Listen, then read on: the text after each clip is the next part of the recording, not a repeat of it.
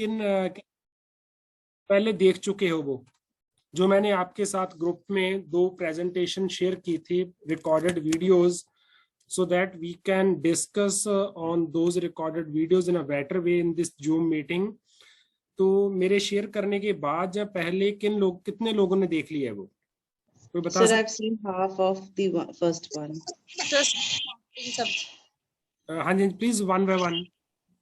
Sir, I have seen half of the first video. Half of the first video, okay fine. इसके बिना कोई और student जिसने पहले देखी हो या आज देखी हो? हाँ जी sir, first video half. It means आज मैंने जो शेयर किया था व्हाट्सएप ग्रुप में, उसके बाद आपने उसको देखना स्टार्ट किया. I can assume from your answers, because जैसे सैम्पलिंग करते हैं ना रिसर्च में, अभी आपके 2 लोगों ने रिप्लाई किया, तो उनसे ये मैं अज्यूम कर रहा हूँ, जब मैं मान रहा हूँ कि पहले आपने एलएमएस में नहीं देखी थी, आज लिंक शेयर करने के बाद देखी. So first of all I request you all to go through these 2 videos. जितनी भी हम आज बात कर रहे हैं या जो डिस्कशन करेंगे, उसका ऑलमोस्ट 90% जो पार्ट है वो मैंने वहां पे रिकॉर्ड कर रखा है. प्रोग्राम लर्निंग है क्या है, प्रोग्राम लर्निंग की हिस्ट्री क्या थी, प्रोग्राम लर्निंग कैसे आई है. तो अगर आप वो दोनों वीडियोस को देख लोगे तो आपको वो कंसेप्ट क्लैरिटी हो जाएगी. अब हम उसका मोड चेंज कर रहे हैं. पहले मेरा जो प्लान था कि आप वो दोनों वीडियोस के गो थ्रू हो लें, उनको देख लें, देन वी कैन डिस्कस जो आपको प्रॉब्लम्स आ रही हैं, जो आपको इश्यूज आ रहे हैं, जो आपको उस वीडियो देखने के बाद कुछ चीजें अंडरस्टैंड नहीं हो पा रही हैं, then we can discuss on those की पॉइंट्स. आई थिंक आप सीनियर क्लास हो, एमएड क्लास हो, so that's why I was expecting that we can discuss. क्योंकि अदरवाइज अगर वन वे कम्युनिकेशन होती है, I am the only person speaking to you people for the full session, देन शायद उतनी learning नहीं हो पाएगी अगर वो एक बार आप वीडियो देखकर उस पर डिस्कशन करें. So we will plan in future on that particular line. अब हम शुरू करते हैं प्रेजेंटेशन, जिसके रिगार्डिंग जो वीडियो मैंने आपको शेयर की थी. बेसिकली जो आपका टॉपिक है प्रोग्राम लर्निंग और प्रोग्राम इंस्ट्रक्शन, ये दोनों वे से आपको बुक्स में भी मिलेगा, जहाँ आपको डिफरेंट सिलेबस करिकुलम में मिलता है, प्रोग्राम लर्निंग और प्रोग्राम इंस्ट्रक्शन. तो अब सबसे पहले इस वर्ड को अंडरस्टैंड करने की कोशिश करते हैं, व्हाट इज प्रोग्राम इंस्ट्रक्शन और व्हाट इज प्रोग्राम लर्निंग. आपने इससे पहले आई थिंक आपके बीएड कोर्स में इस टॉपिक को रीड किया है बेटा?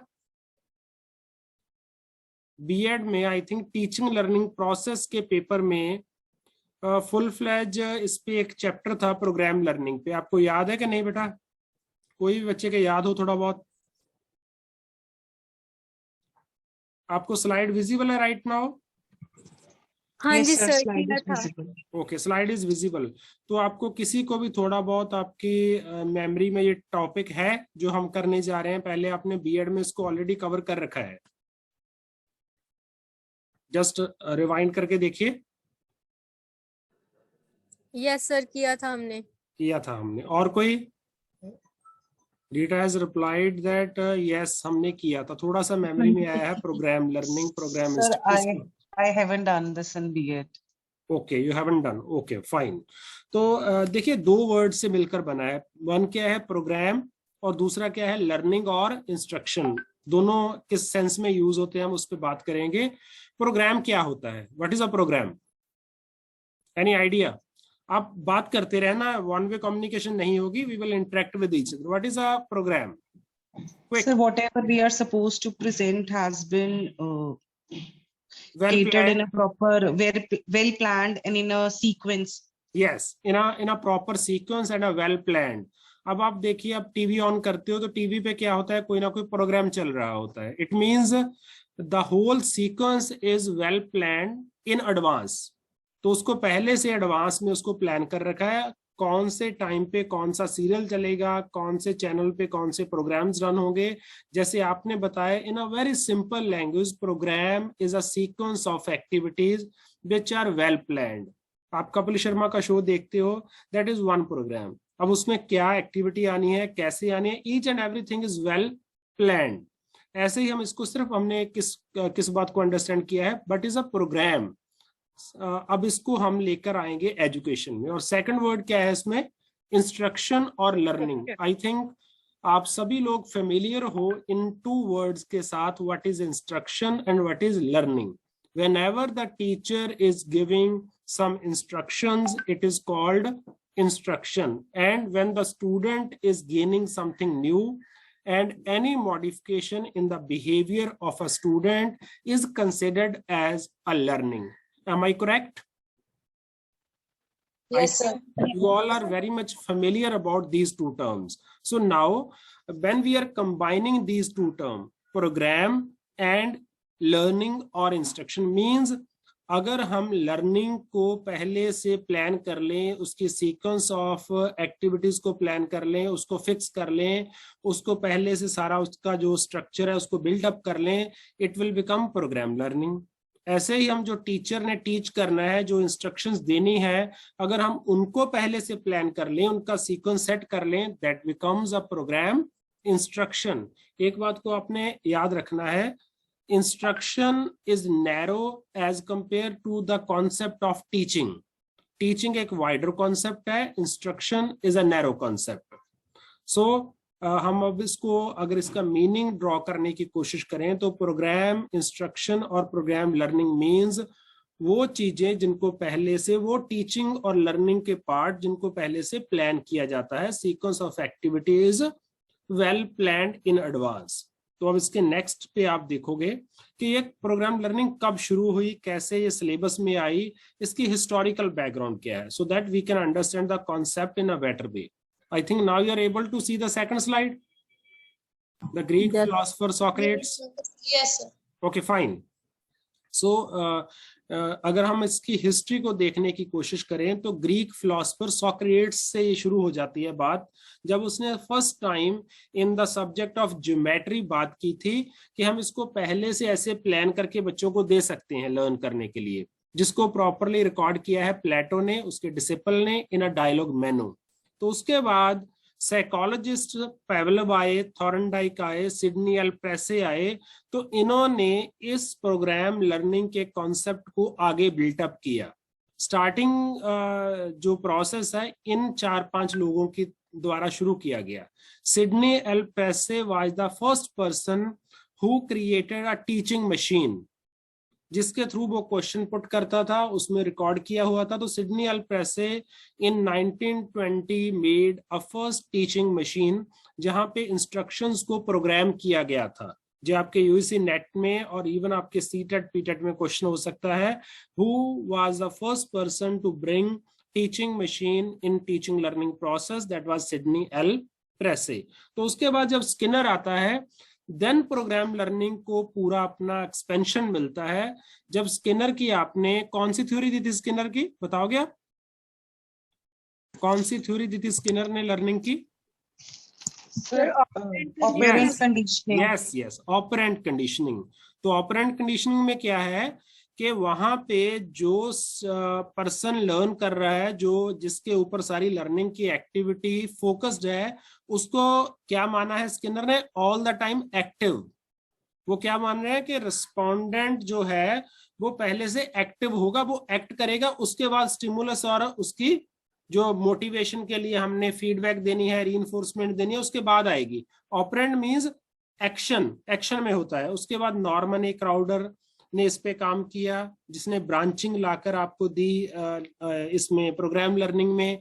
देन रॉबर्ट मेगर ने, जिसको आप जब अपने ऑब्जेक्टिव्स फ्रेम करने होते हैं वहां पे आप इसको लर्न करते हो, रॉबर्ट मेगर को। Then Gilbert, these are the few person which have contributed a lot in this field of program learning or program instruction. So program learning has been announced as an educational technique जिसके through हम education को provide कर सकते हैं। It was defined as a method of self instruction, जैसे हमने अभी बात किया है, जिस चीज को पहले से प्लान कर सकते हैं, तो उसको क्या लिखा, self instruction that enlist machines or specially prepared books to teach information. अब जैसे प्रोग्राम लर्निंग स्टार्ट हुई थी, उसका लीनियर फॉर्म आया, फिर उसका ब्रांचिंग आया, फिर उसका मैथमेटिक्स आया। These are the different types of programming. तो उसमें शुरू में जैसे मशीन्स कम होती थी, कंप्यूटराइज प्रोसेस कम होता था, बुक्स बनती थी, एक बुक बनती थी, एक कॉपी बनती थी जिसपे प्रोग्राम लर्निंग को प्लान किया जाता था।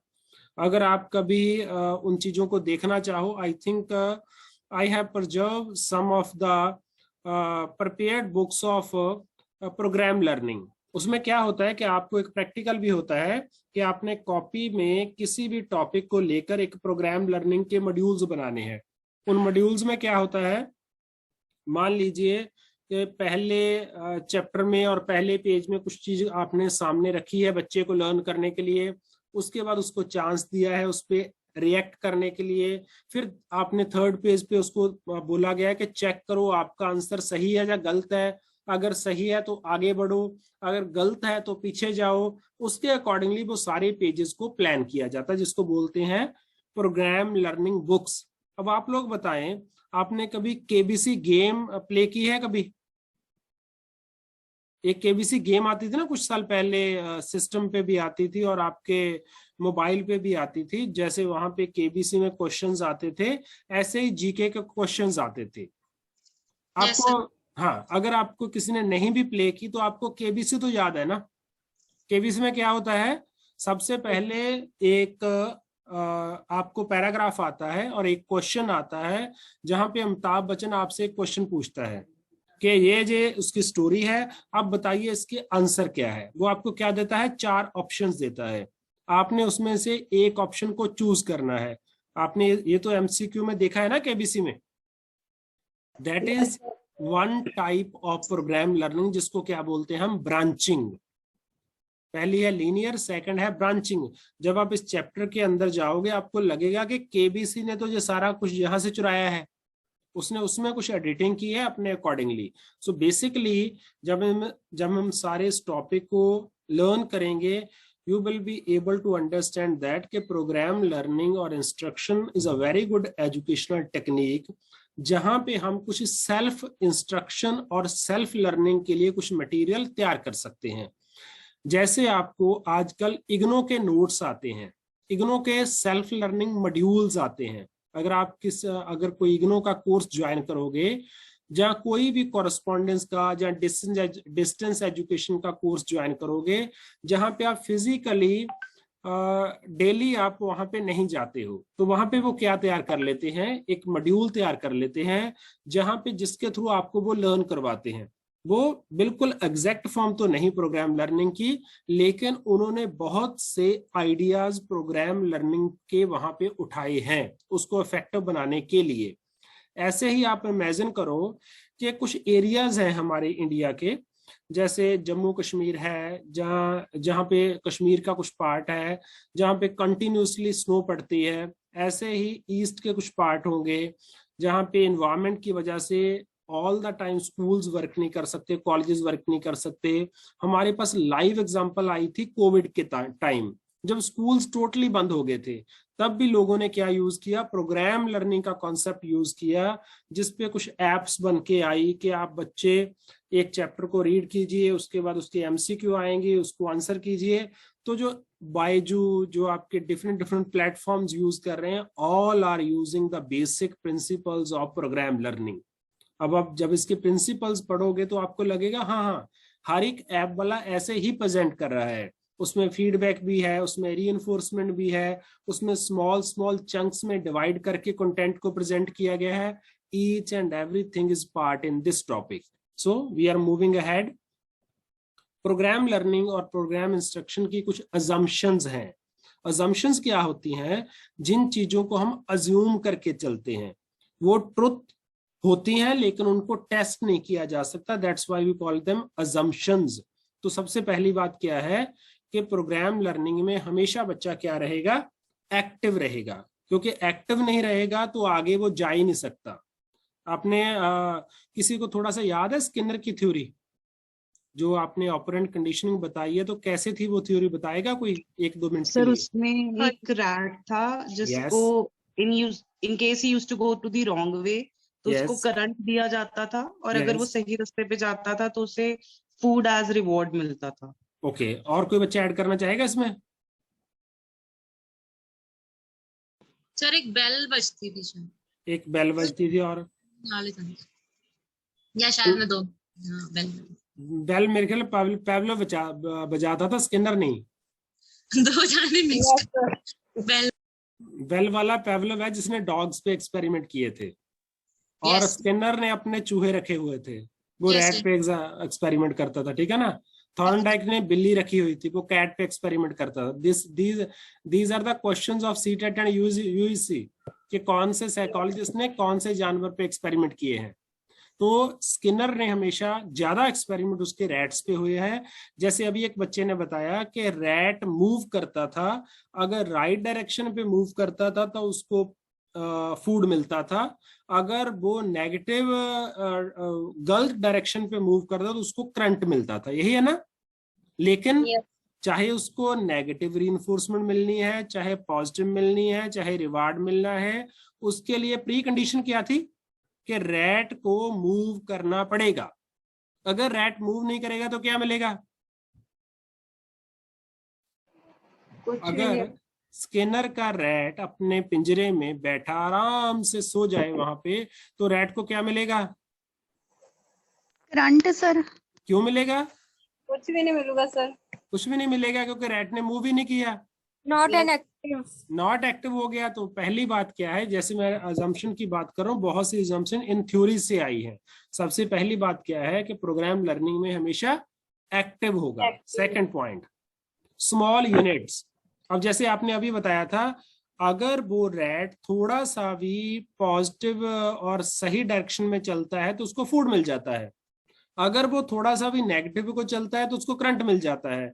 तो क्या है, ऐसे नहीं वेट करना कि पहले रैट उठेगा, रैट उठ के सारे पिंजरे में चक्कर लगाएगा, उसके बाद एक वो लीवर लगा हुआ है, लीवर को प्रेस करेगा, फिर उसको फूड मिलेगा। इतना लंबा प्रोसेस नहीं किया था स्किनर ने। स्किनर ने क्या किया था, पूरे टास्क को छोटे छोटे पार्ट्स में डिवाइड कर दिया था। तो उन पार्ट्स को क्या बोलते हैं? Small units. ऐसे ही प्रोग्राम लर्निंग में क्या बनाए जाते हैं? Small unit. In a linear programming very small unit, और इन ब्रांचिंग अ लार्ज यूनिट, पर फिर भी उनका जो कंटेंट होता है वो लिमिटेड होता है। Then immediate reinforcement. अब इसका मीनिंग क्या है? What is immediate reinforcement? Sir, जो भी बच्चा स्टेप उठा रहा है उसके लिए उसको कुछ ना कुछ एप्रिसिएशन या कुछ ना कुछ आप टीचर रिस्पॉन्स जरूर देगी, so that he is motivated for. Yes, it's fine. Your answer is 100% correct. What is the meaning of immediate? That we cannot wait for him to complete the whole task. जैसे उसने छोटा unit complete किया, उसको साथ के साथ reinforcement. Okay, that's also right. और कोई आइडिया? कोई छोटा टास्क भी हो सकता है लेकिन बड़ा टास्क भी हो सकता है। यहाँ पे इमीडिएट को हम एक और पर्सपेक्टिव से देखें। अगर उस बच्चे ने टास्क कंप्लीट किया आज और हम उसको रीइंफोर्समेंट दें 2 दिन बाद, क्या उसका मीनिंग होगा कोई? No sir. उसका मीनिंग पहले से बहुत कम हो जाएगा, अगर होगा भी। मान लीजिए आपके पास एक बच्चा आया, उसने बहुत अच्छा क्लास में परफॉर्म किया, आप उसको साथ साथ रीइंफोर्समेंट दो कि आपने बच्चे ये काम बहुत अच्छा किया, तो आपको वेरी गुड। अगर आप बोलो 1 हफ्ते बाद, बेटा पिछले वीक, लास्ट वीक, इस दिन आपने ये काम बहुत अच्छा किया था, तो उसका जो इफेक्ट है, जो उसकी इफेक्टिवनेस है, बहुत कम हो जाएगी। तो यहाँ पे क्या लिखा गया, जब भी बच्चा राइट टास्क पे काम करता है तो उसको इमीडिएटली क्या करो, रीइंफोर्स करो। रीइंफोर्समेंट से क्या होगा, बच्चा पहले से ज्यादा मोटिवेटेड होगा नेक्स्ट टास्क को करने के लिए। Okay, then psychological management of content. Psychological management कैसे होता है? Simple to complex, psychological to logical, known to unknown, near to far. This is exam. आपने मैक्सिम्स पढ़े थे ना बीएड में, याद होगा, MAXIMS, मैक्सिम्स ऑफ टीचिंग। वो सभी मैक्सिम्स यहाँ पे अप्लाई होते हैं। 5 और 6 थे। यस बिल्कुल। नेक्स्ट, बच्चे को फ्रीडम देनी है। जैसे आप लीनियर से मूव करके ब्रांचिंग में जाओगे, आप देखोगे कि वहां पे बच्चों को फ्रीडम दी गई है। आप फर्स्ट को चूज कीजिए, आप सेकंड को चूज कीजिए, थर्ड को चूज कीजिए। आपके पास 4 ऑप्शंस हैं एक क्वेश्चन की। लीनियर में नहीं है, लेकिन जब ब्रांचिंग की बात करते हैं, क्योंकि जैसे जैसे मैंने आपसे पहले बात की है सिडनी एल प्रेसे ने मशीन बनाई 1920 में। 1954 में रीइंफोर्समेंट की थ्योरी आई जिसको हम ऑपरेंट कंडीशनिंग बोलते हैं। उसके बाद जो कमियां स्किनर से पूरी नहीं हो पाई थी उनको नॉर्मन ए क्राउडर ने पूरा किया जब उसने ब्रांचिंग बनाई। ब्रांचिंग के बाद जब उसके बाद कंप्यूटर असिस्टेड इंस्ट्रक्शन आई उसमें चेंज किया गया। आज जैसे आज के टाइम पे जो प्रोसेस बायजू और अदर एप्स और different kind of techniques are used उसमें धीरे धीरे पहले से ज्यादा इंप्रूवमेंट हो रही है। Okay, then hindrance by errors. इसमें दो चीजें समझने वाली हैं। जो स्किनर है वो ये बताता है कि जब भी बच्चा एरर करता है, गलती करता है, तो वो एरर से जो लर्निंग का पाथ है उसमें हर्डल्स आ जाती हैं, हिंड्रेंस आ जाती हैं, बच्चा डीमोटिवेट हो जाता है। तो उसके अकॉर्डिंगली कि एरर्स कम से कम होनी चाहिए। तो एरर कम से कम कब होंगी? जब सीखने वाला टास्क स्मॉल से स्मॉल होगा। अगर हम पूरा पैराग्राफ बच्चे को रीड करने के लिए कहें तो उसमें चांसेस ऑफ एरर ज्यादा है। अगर उसको वन लाइन बोले तो चांसेस ऑफ एरर्स कम है। That's why Skinner is saying that the unit size should be very small so that error rate should be minimum। अब जब क्राउडर ने ब्रांचिंग दी तो उसने बताया कि कोई बात नहीं, अगर बच्चा एरर करता है नो इशू। आपका काम क्या है? उस एरर को आइडेंटिफाई करना, करेक्ट। उसने बोला detect the error and correct the error, कि आप गलती करता है कोई इशू नहीं, आप उस गलती को डिटेक्ट कीजिए और फिर उसका कोई ना कोई उसको फीडबैक दीजिए so that student can correct the error. So that is the assumption of hindrance by errors. Next, इसके प्रिंसिपल्स। ये कुछ प्रिंसिपल्स पे बेस्ड है जिसमें कुछ फंडामेंटल प्रिंसिपल हैं, कुछ मैंडेटरी हैं, कुछ ऑब्लिगेटरी हैं। सिर्फ आपने याद रखना है। कई बार पेपर में आ जाता है मैंडेटरी लिखो, ऑब्लिगेटरी लिखो, फंडामेंटल, कुछ तीनों में इंटरकनेक्टेडनेस भी है। तीनों प्रिंसिपल को हम वन बाय वन देखते हैं। तो उससे पहले जस्ट एक स्लाइड के व्हाट आर द कैरेक्टरिस्टिक्स और नेचर ऑफ प्रोग्राम लर्निंग। सबसे पहली बात, ये साइकोलॉजिकल प्रिंसिपल पे बेस्ड सारी टेक्निक है। इसमें बच्चे के बिहेवियर में जो चेंज आती है वो सामने ऑब्जर्व की जा सकती है कि बच्चे ने इतना लर्न कर लिया, इतना नहीं लर्न किया, क्योंकि या तो वो बोल के आंसर देगा और वो लिखकर अपना रिस्पॉन्स लिखेगा which can be observe by anyone. आप भी देख सकते हो, मैं भी देख सकता हूँ, कोई थर्ड पर्सन भी देख सकता है कि बच्चा कैसे कैसे प्रोग्रेस कर रहा है। तो रिस्पॉन्स ओरिएंटेड है, जैसे हमने पहले बात की है। Alertness, always student has to respond. Individualize होती है। जो बहुत इसकी अच्छी बात यह है कि प्रोग्राम लर्निंग एक सेल्फ लर्निंग का मॉड्यूल है। जो जब सेल्फ लर्निंग का मॉड्यूल है तो क्या होगा उसमें, आप लोग 10 लोग 12 लोग एक टास्क को कंप्लीट करने के लिए एक प्रोसेस स्टार्ट करते हो। एक का आईक्यू बहुत ज्यादा है, वो कम समय में कर सकता है, और एक बच्चे का आईक्यू बहुत कम है, वो उसको बहुत टाइम लेकर करता है। अब ये एडजस्टमेंट क्लास में करनी पॉसिबल है क्या? जो बच्चे को बहुत धीरे से समझ आता है, जिसकी अंडरस्टैंडिंग बहुत कम है, क्या टीचर एक नॉर्मल क्लास में उसको 10 टाइम्स वही टॉपिक टीच कर सकता है? Is it possible? No, sir. No, because the others will create indiscipline. The teacher has to plan the class on the basis of average student. Some of the question can be for the higher learning जिनका achievement है उनके लिए, और थोड़ा सा simplest जो बच्चे below average हैं। लेकिन almost 90% 80% planning is based on the average student. तो इसमें दोनों को केटर कर सकते हैं। अगर बच्चा बहुत फास्ट रेट पे लर्न कर सकता है, उसका आईक्यू बहुत ज्यादा है, या उसकी लर्निंग कैपेसिटी बहुत ज्यादा है, he can learn the matter with in few days, few hours. और एक बच्चा बहुत स्लो है, he or she can take time to complete the task। हमारा बेसिक पर्पस क्या है? Mastery of the content. One student can complete that self-learning module in 7 days. Another student can complete that particular self-learning module in 40 days.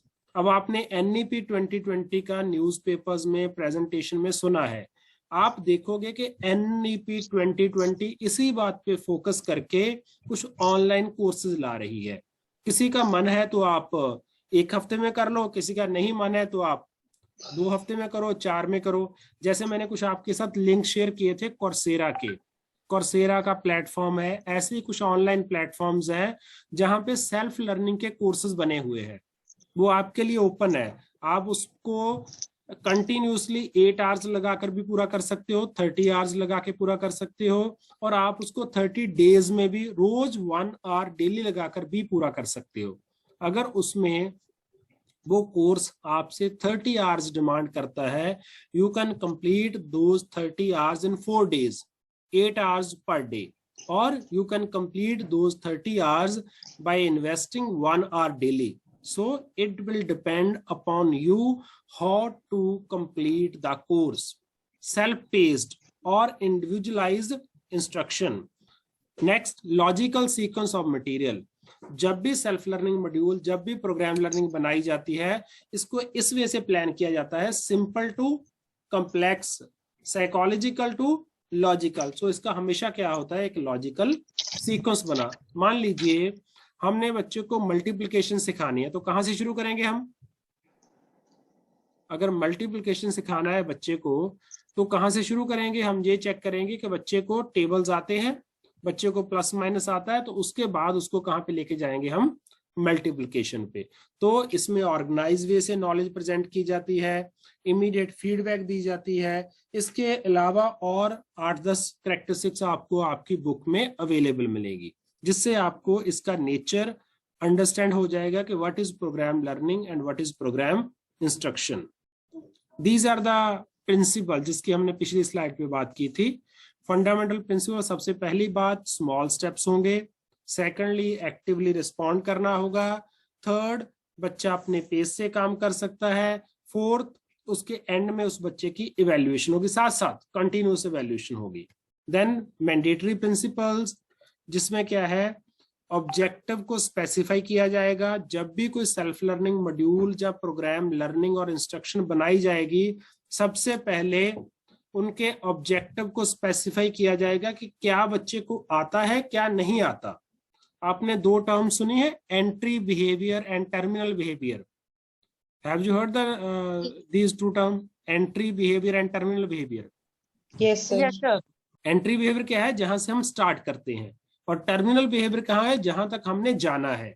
तो हम क्या करेंगे, programme learning के module बनाने के पहले हम क्या बनाएंगे, एंट्री बिहेवियर ऑब्जेक्टिव, ये डिसाइड करने के लिए कि बच्चा किस पॉइंट से स्टार्ट कर रहा है। फिर हम एक ऑब्जेक्टिव्स बनाएंगे जो कोर्स के पूरा होने पे हम चेक करेंगे कि whether the student has learn the material और not. Those will be called terminal behaviour objective. Self pacing की बात है, इंपिरिकल टेस्टिंग की बात है। इंपिरिकल टेस्टिंग में क्या होता है, किसी भी मॉड्यूल को बनाने के बाद उसको ऐसे नहीं कि आपने लिखा एक मॉड्यूल और बच्चों को बांट दिया। नो, फॉर दैट पर्पस सबसे पहले हम क्या करेंगे, उसका इंडिविजुअल ट्राई आउट करेंगे। एक बच्चे को लेंगे, उसको वो मॉड्यूल देंगे, उससे पूछेंगे कि बेटा आप बताओ कहाँ कहाँ पे ग्रामर में प्रॉब्लम आ रही है आपको, कहाँ कहाँ पे इसको रीड करने में प्रॉब्लम आ रही है, कौन सी चीज मुश्किल लगती है, उसका एरर रेट नोट करेंगे, उनके टर्मिनल बिहेवियर ऑब्जेक्टिव को एनालाइज करके देखेंगे। मींस हम एक टेस्ट करेंगे एक बच्चे पे, जिसको बोलते हैं इंडिविजुअल ट्राई आउट। फिर क्या करेंगे, हम एक स्मॉल ग्रुप लेंगे 5 to 10 स्टूडेंट का। पहले एक बच्चे पे टेस्ट किया, फिर 5-7 पे करेंगे। उसके बाद हम क्या करेंगे, एक बड़े ग्रुप पे 50-100 लोगों पे ट्राई करेंगे, that is field try out. अगर ये तीनों इंपेरिकल टेस्टिंग हो जाती हैं, उसके बाद आप उसको पब्लिश करवा सकते हैं, उसके बाद आप अपने पूरे स्कूल में उसको डिस्ट्रीब्यूट करवा सकते हैं। ऐसे नहीं कि पहले ही प्लान किया, उसमें गलत है सही है उसको ऐसे ही लगा दिया। You will go through a systematic process so that every type of mistake can or error can be removed. These are the obligatory principles, जिसमें overt response को हमेशा मोटिवेट किया जाता है। 2 तरह के रिस्पॉन्ड होते हैं, रिस्पॉन्स होते हैं, एक ओवर्ट एक कोवर्ट। बताएगा कोई बच्चा क्या डिफरेंस है? एक ओवर्ट रिस्पॉन्स, एक covert respond. Yes sir, yes sir. Please please. Internal response or outer? Internal is a covert respond. अगर आप बोलो कि आपको ये समझ आ गया है, मैं बोलूँ यस समझ आ गया, मैं आपको सिर हिलाऊं, जिसका बाहर कोई रिएक्शन नहीं आ रहा, वो क्या है आपका इंटरनल रिस्पॉन्स, कोवर्ट रिस्पॉन्ड। जब आपको बाहर लिखना पड़े, आपको कोई ना कोई काम करना पड़े जो सभी को ऑब्जर्व कर पाए, उसको क्या बोलते हैं हम, ओवर्ट रिस्पॉन्डिंग। तो प्रेफर किसको किया जाता है, जहां पे बच्चा कोई ना कोई एक्टिविटी करे जिसको हम ऑब्जर्व कर पाए। देन इमीडिएट फीडबैक की बात है, हमने ऑलरेडी डिस्कस कर लिया है, स्मॉल स्टेप साइज को भी कर लिया है, sequence of the subject matter को बहुत माइंड में रखा जाता है कि पहले जैसे आप नाउन टीच कर रहे हो, पहले नाउन की इंट्रोडक्शन आ सकती है, फिर उसकी एग्जांपल्स आ सकती हैं, फिर एक एक नाउन पे बात हो सकती है, तो उसका सीक्वेंस पूरा सेट करना होगा आपको। देन एरर रेट को ध्यान में रखा जाता है। अगर स्किनर के वे से हम लीनियर प्रोग्रामिंग करते हैं तो एरर रेट कम रहना चाहिए। अगर ब्रांचिंग का प्रोग्राम बनाते हैं तो एरर रेट ज्यादा हो सकता है, लेकिन फीडबैक भी ज्यादा होनी चाहिए। प्रॉम्प्टिंग एंड कंफर्मेशन, ये दो चीजें हैं। प्रॉम्प्टिंग है, जैसे स्किनर ने बोला था कि बच्चे को गलतियां रैट कम से कम काम भी करे, अगर वो मूवमेंट थोड़ी सी भी करता है तो उसको हम क्या देते हैं, उसको फूड दे देते हैं, उसको फीडबैक दे देते हैं, उसको प्राइज देते हैं, उसको रिवार्ड दे देते हैं, ताकि वो उसी डायरेक्शन में नेक्स्ट टाइम ज्यादा मूव करे। अब यहाँ पे क्या बोलते हैं, जब हम प्रोग्राम लर्निंग और इंस्ट्रक्शन बनाते हैं तो बच्चे की एरर रेट कम रखने के लिए स्किनर ने क्या हमें प्रपोज किया, उसने कहा कि बच्चे को प्रॉम्प्ट दे दो। मान लीजिए मैंने एक क्वेश्चन पूछना है, which is the capital of India. अब बच्चे ने अगर दिल्ली आंसर लिखना है, that is little bit difficult. अगर मैं उसको हिंट दे दूं कि the word starts with D, D dash dash dash dash, D लिख के मैंने 4 डैश डाल दी, तो क्या होगा, बच्चे को हिंट क्या मिल गया, प्रॉम्प्ट क्या मिल गया कि 5 लेटर्स से मिलके वर्ड बनता है जिसकी स्टार्टिंग किससे होती है, डी से होती है। अब बच्चे को उसका आंसर देना क्या हो गया, पहले से इजी हो जाएगा। जब आंसर देना इजी हो जाएगा तो क्या होगा, बच्चे के लिए एरर रेट कम हो जाएगा। तो स्किनर इन बातों को प्रपोज करता है, इन बातों को इंडोर्स करता है। देन अब आप देखोगे कौन कौन से स्टेप्स फॉलो होते हैं, चाहे आप लीनियर बनाओ, चाहे आप ब्रांचिंग बनाओ, चाहे आप मैथमेटिक्स बनाओ, किसी भी तरह की प्रोग्रामिंग करनी हो, उसमें स्टेप्स कौन कौन से फॉलो होते हैं। सबसे पहले हम अज्यूम करते हैं कि लर्नर कैसा है, उसके बाद हम एंट्री बिहेवियर को स्पेसिफाई करते हैं, जैसे हमने पहले बात की है, फिर उसके अकॉर्डिंगली एंट्री बिहेवियर का कंटेंट लेते हैं, फिर हम एंट्री बिहेवियर का एक टेस्ट लेते हैं चेक करने के लिए कि जो भी आप प्रोग्राम बना के बच्चों को स्टार्ट करने जा रहे हो, क्या उससे पहले का बच्चों को आता है या नहीं आता।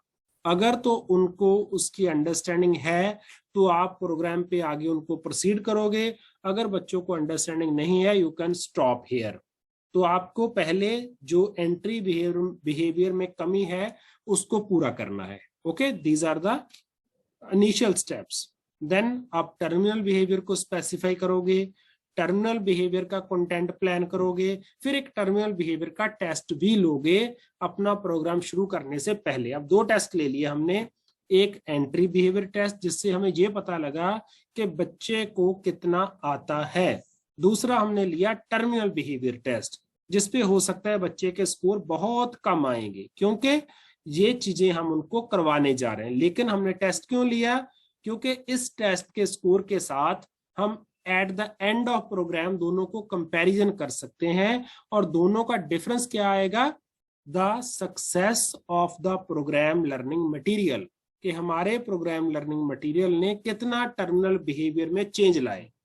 पहले स्कोर था 10, पूरा सेल्फ मॉड्यूल करने के बाद स्कोर आया बच्चे का 80, तो वो 70 कहां से आया, 70 is the product of your programme learning और प्रोग्राम इंस्ट्रक्शन। देन आप इंस्ट्रक्शन दोगे कि कैसे कैसे मूव करना है, आप इसको कंप्यूटराइज भी बना सकते हो, आप इसको बुक की फॉर्म में भी बना सकते हो। जो कंटेंट हम प्रोग्राम लर्निंग में प्रेजेंट करते हैं उनको क्या बोलते हैं हम, फ्रेम्स। उसका नाम क्या रखा है, फ्रेम्स। फ्रेम कितनी तरह के हो सकते हैं? 3 तरह के। पहला इंट्रोडक्टरी, जिसमें हम जो कंटेंट टीच करने लगे हैं, जो स्मॉल टॉपिक टीच कर रहे हैं, उसकी इंट्रोडक्शन। फिर अगले फ्रेम जो बनते हैं 2 टाइप्स के, टीचिंग एंड प्रैक्टिस फ्रेम, जिन पे बच्चों को प्राइम और प्रॉम्प्ट दिए जाते हैं, टीचिंग और प्रैक्टिस फ्रेम। और लास्ट में क्या होते हैं? Testing frame. इंट्रोडक्शन में कोई क्वेश्चन नहीं होगा, सिर्फ इंट्रोडक्शन है। टीचिंग एंड प्रैक्टिस में क्वेश्चन होंगे, बच्चा आंसर करेगा, लेकिन साथ साथ बच्चे को प्राइम एंड प्रॉम्प्ट दिए जाएंगे so that he can respond in a much better way, so धीरे धीरे वो अपनी लर्निंग की तरफ जा सके। जब वो सारे टीचिंग एंड प्रैक्टिस फ्रेम खत्म हो जाते हैं, देन हम क्या करते हैं? बच्चे की टेस्टिंग के फ्रेम बनाते हैं, जिससे उसकी टेस्टिंग होती है। These are the 3 or 4 types of frames used in program instruction. ये फ्रेम की एक एग्जांपल है, जिसमें लीनियर का एग्जांपल है ये। Strong bases are very dangerous to life, hence hyphen hydroxide is very dangerous to life. जो यहाँ पे रिस्पॉन्स सामने दिखाया गया है, ये दिखाया नहीं जाएगा। आपको एक फिल इन द ब्लैंक्स दे दी, इसको हम क्या बोलेंगे? दिस इज अ टीचिंग और प्रैक्टिस फ्रेम। इस पे इंट्रोडक्टरी फ्रेम नहीं आया, इंट्रोडक्टरी पे जस्ट इसकी इंट्रोडक्शन आनी थी। अब जो मैंने आपको स्क्रीन पे एग्जांपल दिखाई है, दैट इज टीचिंग और प्रैक्टिस फ्रेम। जब इस फ्रेम पे बच्चा इस क्वेश्चन को रीड कर लेगा, अगर उसको हमने बुक की फॉर्म में दिया है, कॉपी की फॉर्म में, तो यहाँ पे वो इसका आंसर लिखेगा। अगर उसने सोडियम सही आंसर लिखा तो वो नेक्स्ट फ्रेम पे चला जाएगा। अगर सोडियम सही आंसर नहीं आया तो हम उसको पीछे भी भेज सकते हैं कि पिछले पेज पे जाओ और अच्छी तरह से कंटेंट को रीड करके आओ। This is also a testing frame.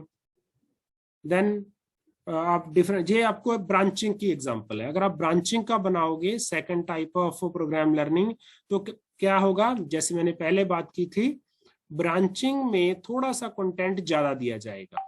Linear में 1 लाइन का कंटेंट होगा, 1 लाइनर कंटेंट। यहाँ पे क्या है? 4-5 लाइंस, एक पैराग्राफ दिया गया है। पैराग्राफ के बेसिस पे आपको आगे क्वेश्चन दिए गए हैं, क्वेश्चन 1, 2, 3, 4, 5।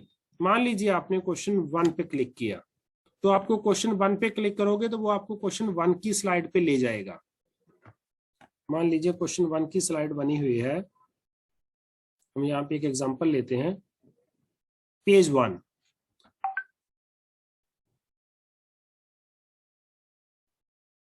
This is question 1। हमने ये उसको प्रेजेंट किया। प्रेजेंट करने के बाद हमने उसके सामने डिफरेंट क्वेश्चन लिखे हैं। बच्चे को पहला क्वेश्चन अटेम्प्ट करने के लिए बोला, तो ये स्क्रीन उसके सामने आ गई, या ये पेज उसके सामने आ गया। अब उसने बताना है a triangle has how many sides, क्योंकि बच्चे ने ये वाला इंट्रोडक्शन फ्रेम पहले पढ़ के आया है। यहाँ पे उसने उसकी देखी है, क्या लिखा हुआ है? A triangle is a close polygon having 3 sides. तो इस पे वो चीज उसको ऑलरेडी टीच कर चुके हैं। अब क्या कर रहे हैं? उसका क्वेश्चन आया है, अगर फॉर एग्जांपल वो यहाँ पे क्लिक कर देता है 6, अगर वो 6 करेगा तो उसको 6 वाले पेज पे भेज दिया जाएगा। अब 6 वाला पेज क्या है?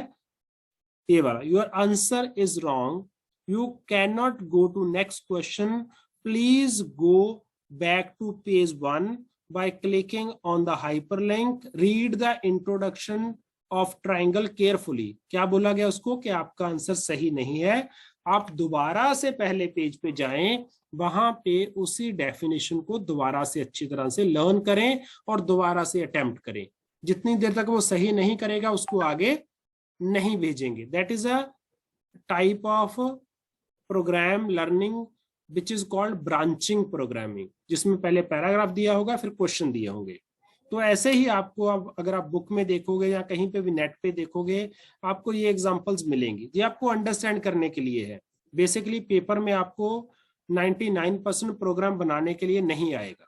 उसमें क्या आएगा? प्रोग्राम लर्निंग है क्या, उसकी अजम्पशंस क्या है, प्रोग्राम लर्निंग और इंस्ट्रक्शन में डिफरेंस क्या है, और उसके प्रिंसिपल्स कौन से हैं, उनकी मेरिट्स, प्रोग्राम लर्निंग की मेरिट्स क्या है, प्रोग्राम लर्निंग की डीमेरिट्स क्या है। ऐसे क्वेश्चन आपको पूछे जाएंगे। आपने अच्छी तरह से इस चैप्टर को अगर रीड करोगे, अगर आपको कॉन्सेप्ट क्लियर है प्रोग्राम लर्निंग और इंस्ट्रक्शन का, then you can move ahead. अब इसमें कोई प्रॉब्लम तो नहीं अभी तक आपको? Any problem till now? कोई आपको अंडरस्टैंडिंग में इशू हो यहाँ तक, प्रोग्राम लर्निंग का कॉन्सेप्ट क्या है, उसके प्रिंसिपल्स क्या है, देन उसके जो अजम्पशंस क्या है, उसकी कैरेक्टरिस्टिक्स क्या है, इसमें कोई प्रॉब्लम बेटा? सर एक डाउट हाँ है। बताइए बताइए प्लीज। सर जैसे जो प्रोग्राम इंस्ट्रक्शन है that has to be online only या बुक मटेरियल में भी हो दोनों सकता फॉर्म है? में बेटा। तो जो हम इंग्लिश में ये अनसीन पैसेजेस वगैरह देते हैं, दे आर अ हाँ। Part of program and instructions only? Yes, वो उसको अगर आप प्रॉपरली प्लान करके दो तो that can take the form of branching programming. Okay लेकिन उसमें ऐसे नहीं सिर्फ पैराग्राफ दिया, 4 क्वेश्चन दिए, आपको एक उसका सीक्वेंस बनाना पड़ेगा कि आप क्या टीच करना, क्या आप कॉम्प्रिहेंशन टीच करना चाहते हो उसके थ्रू, तो आपको नंबर ऑफ पैराग्राफ्स लेने पड़ेंगे, उसके अकॉर्डिंगली उसके ऑब्जेक्टिव्स बनाने पड़ेंगे, उन ऑब्जेक्टिव को चेक करना पड़ेगा अगर आपने प्रोग्राम लर्निंग का लेना है पूरा schedule. Okay sir, that can be one example. आप अंडरस्टैंड करने के लिए अगर आपने ब्रांचिंग को देखना हो तो you can take example of unseen paragraph. Okay sir, thank you. अगर आप देखोगे ना आपकी बुक में आपको टाइप्स ऑफ प्रोग्राम लर्निंग आएंगी, तो टाइप्स में क्या है, पहली तो जैसे मैंने बात की है लीनियर प्रोग्रामिंग, जिसको एक्सट्रिंसिक प्रोग्रामिंग भी बोला जाता है, जो स्किनर की थ्योरी ऑपरेंट कंडीशनिंग पे बेस है। उसकी कैरेक्टरिस्टिक्स क्या है कि उसमें हमेशा छोटा सा कंटेंट दिया जाता है, वन लाइनर। तो वन लाइन मींस बिल्कुल स्मॉल स्टेप, एरर रेट कम से कम।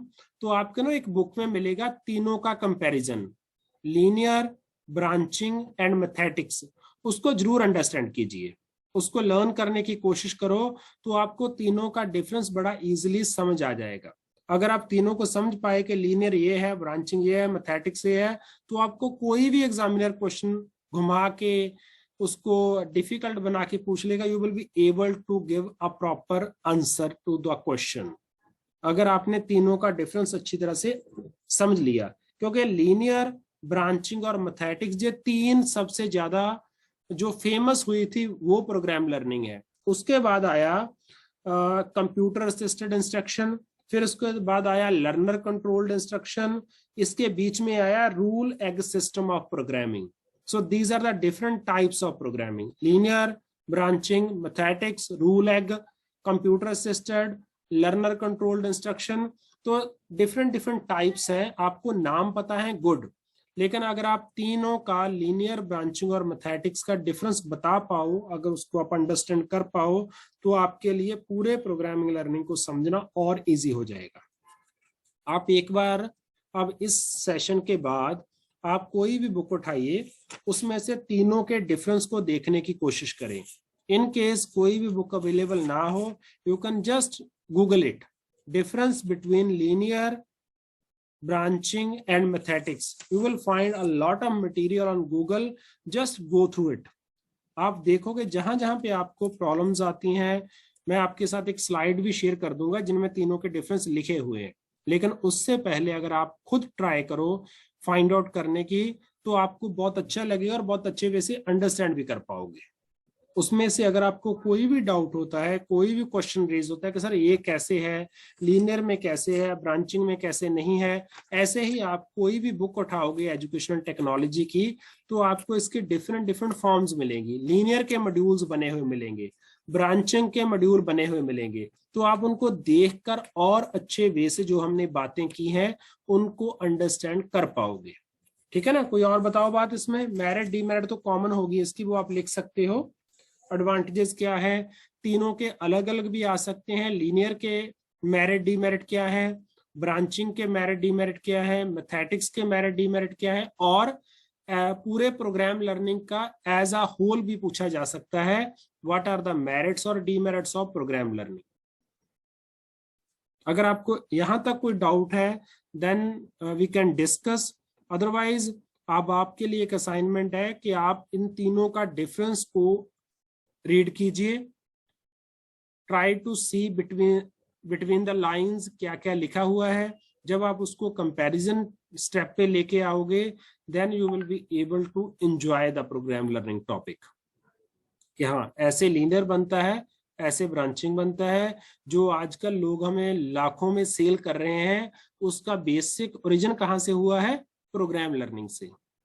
जो आपको आजकल लर्निंग की एप्स मिलती हैं, लर्निंग के डिफरेंट मॉड्यूल सेल होते हैं, चाहे वो जेई के लिए हैं, चाहे वो आपके नीट के लिए हैं, या अदर एंट्रेंस एग्जाम के लिए, they are basically following these principle of small step, active responding, immediate feedback, logical sequence. These are the basic principle behind the planning of those applications. Okay, so go through the content, go through your books, और एक session हम इस पे दोबारा करेंगे जिस पे discussion होगी खुल के, ठीक है ना। आज आपको मैंने वीडियो शेयर की थी, तो आप उन वीडियोस को भी दोबारा से देखें। दोनों वीडियोस हैं, एक 20-25 मिनट्स की video, I think second is around 18 और 20 मिनट्स। बेसिकली जैसे हम आज बैठे हैं ऐसे ही मैंने वो क्लास रिकॉर्ड की हुई है लास्ट ईयर के बच्चों के साथ, तो आपको एक तो उससे आइडिया मिल जाएगा, और सेकंडली आप इसके गो थ्रू हो जाइए। मैं आपके एलएमएस में भी एक आध स्लाइड्स का पीडीएफ ऐड करता हूं, जिससे आपको डिफरेंस के जो कुछ पॉइंट है देखने में हेल्प मिल जाएगी। Okay,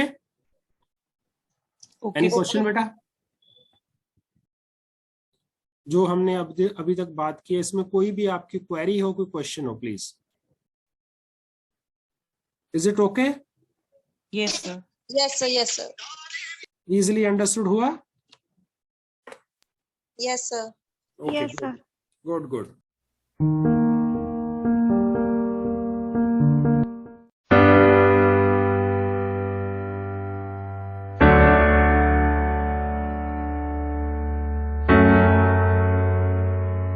A mediocre teacher explains, a good teacher demonstrates, and a great teacher inspires.